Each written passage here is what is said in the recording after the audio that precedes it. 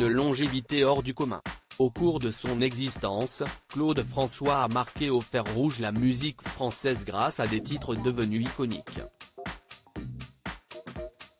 Que ce soit Alexandrie, Alexandra, Comme d'habitude ou encore Le lundi au soleil, les chansons de l'artiste, tristement décédé le 11 mars 1978, continuent d'animer les soirées dansantes. Un succès remarquable qui a permis à son fils aîné, Claude François Jr., qui a soufflé sa 55e bougie ce samedi 8 juillet, de vivre confortablement. En témoignent les révélations du frère de Marc lors d'une interview accordée aux Parisiens, en février 2018, dans laquelle il avait révélé le montant qu'il percevait chaque année grâce au répertoire de son père.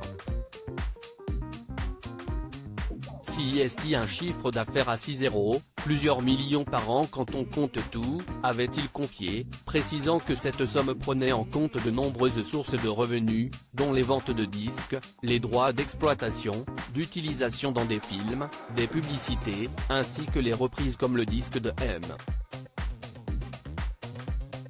Pokora.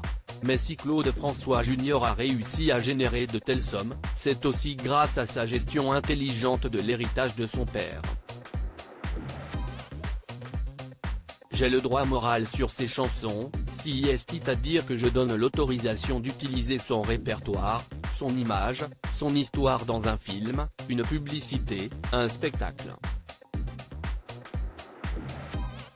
L'idée est de créer des événements ou de l'actualité, mais pas trop, avait-il ajouté, avant de poursuivre, s'il y a des choses tous les ans, vous êtes sûr de planter un projet sur deux.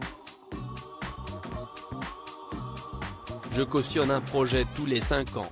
Supérieur à photo, marqué Claude François Jr., les fils de Claude François Jr., la question de refuser la succession s'est posée avec du recul. Claude François Jr. est heureux d'avoir pu profiter de l'héritage et du répertoire de son père.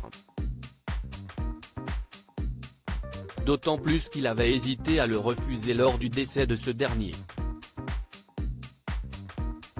La question de refuser la succession s'est posée.